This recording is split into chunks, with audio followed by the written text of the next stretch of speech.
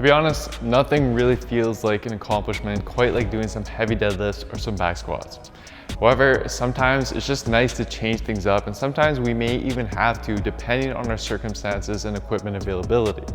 And the good thing is that we don't need a barbell or leg press machine to adequately work and strengthen every major muscle in the legs, as long as you know what you're doing.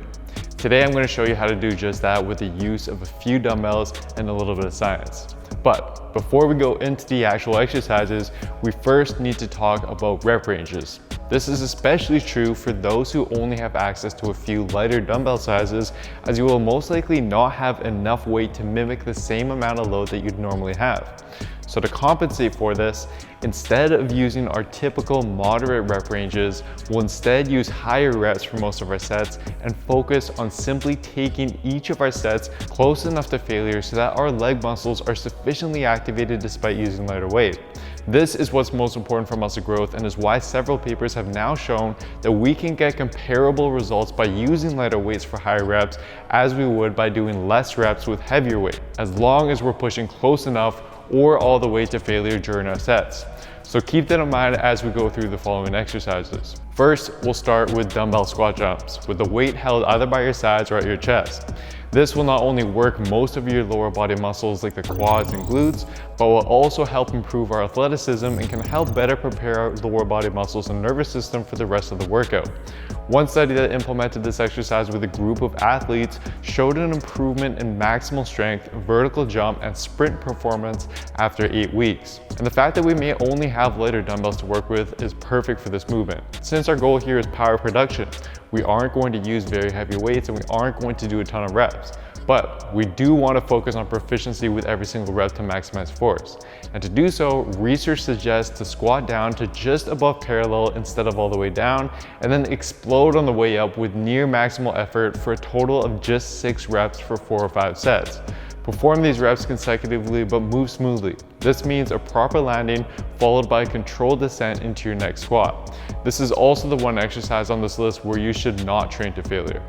Next, we're going to move on to the hardest strength movement of this workout, the skater squat. To perform this movement, you drop your back leg and then squat back up using your front leg. It's almost like a reverse lunge, except your back foot never quite hits the ground. Holding the light dumbbell out in front of you will help even out your weight to make balancing easier. Now, the key difference between this exercise and other single leg squat variations or the back squat is that the hips travel further backwards and the torso inclines further forwards, which research has shown results in significantly greater activation of the hamstrings and the glutes when compared to the traditional back squat or other single leg variations. Now, even with just your body weight, this is quite a difficult movement. So what I'd recommend is to reduce the range of motion by placing blocks, a stack of books, cushions, or any platform for your back knee to touch on during the descent. Then over time, gradually decrease the height of this platform until you can lower your back knee to the floor. Another option is to hold onto a countertop or any fixture just to help out with your balance and support during the movement. Next, we're going to move on to a quad dominant lunge variation. This movement will allow us to continue focusing on one leg at a time, yet with less of a strength demand than our previous exercise. Now, the easiest lunge variation out there are split squats, which are lunges but without alternating legs. One study which compared split squats to lunges found that non-resistance trained men completed split squats with a much greater range of motion compared to lunges, since they were better able to balance, just making it a great choice for those who are relatively new to training. For these, you set your stance and then simply drop your back knee towards the floor, then push back up with the front leg. Continue until you finish your set on that side before switching to the other leg.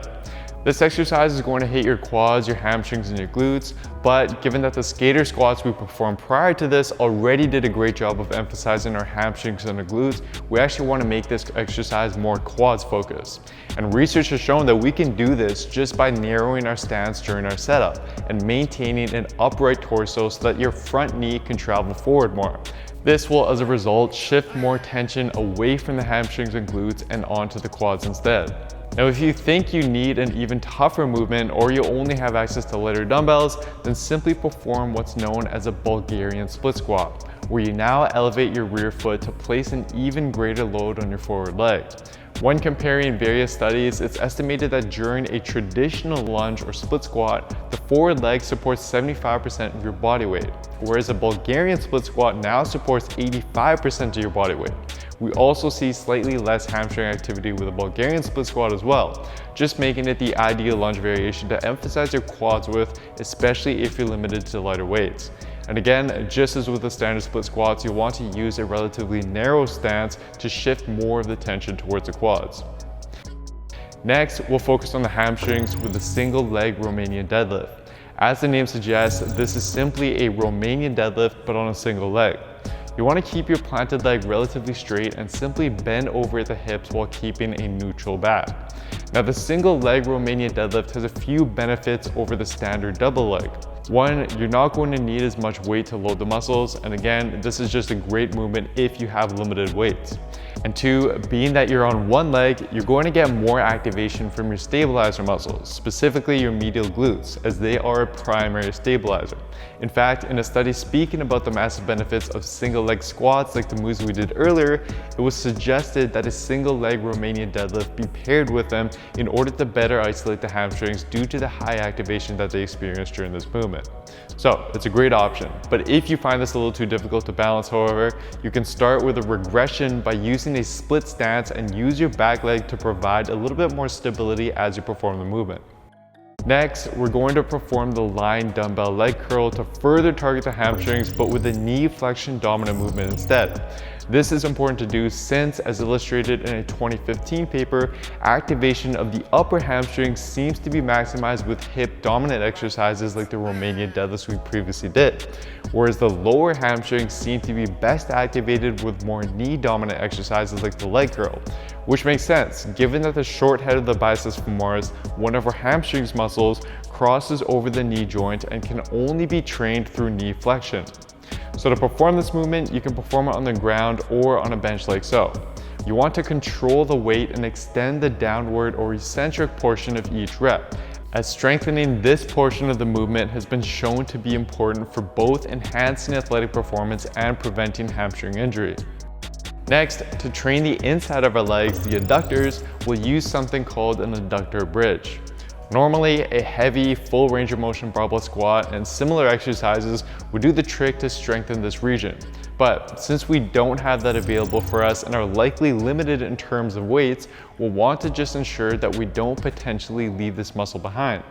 This is especially important since studies have shown that strengthening the adductors greatly reduces the chance of groin injuries. So to perform this movement, you'll need a bench or some form of elevated platform. You're going to get into a side plank position, place one leg bent on top of the support, and then let your other leg hang underneath. Then simply contract the adductors of your top leg to pull your body up. Take it slow and pause at the top of each rep. You should feel the muscles on the inside of your top leg working as you do so. And if this is too difficult, you can simply hold it at the top isometrically and focus on extending this isometric pause as you get stronger over time. Lastly, to finish off the workout with some more volume, we're going to use dumbbell goblet squats. While usually we start with squats due to the ability to use a heavy load, since we have limited equipment, this actually becomes the lightest movement and a great finisher. Since our legs are already quite pre-fatigued from our previous exercises, we'll be able to provide greater muscular fatigue to our legs with this exercise, even though we're using relatively lighter weight. So push hard and focus on accumulating volume for these, and feel free to take these sets to failure. So, putting all the exercises together, here's what your lower body workout could look like. I have listed reps on many of these movements because, as I mentioned earlier, focus more on taking each set close to failure. Whether you reach this with 10 reps or 20 reps, depending on your strength and the amount of weight that you have handy, it doesn't matter as long as you're pushing hard enough during each set, as that's what matters the most. Overall, this is a great lower body workout that can hang with any barbell workout. Even if you don't have a ton of fancy equipment, by taking the time to carefully select your exercises and properly implement them, you can create an effective muscle building workout that also doesn't overlook important key muscle groups. And for step-by-step science-based program that shows you week after week how to work out and how to eat to get the best results, regardless of what equipment you may or may not have, then simply head on over to buildwithscience.com DUMBBELL.com and take our analysis quiz to find out what program is best for you and your specific body. Anyways, that's it for today, guys. I hope you enjoyed the workout. Please show your support by giving the video a like, leaving a comment down below as to what you'd like to see me cover next, subscribing to the channel, and turning on notifications for the channel as well, as this all really does help me out. Thank you so much, everyone. I'll see you next time.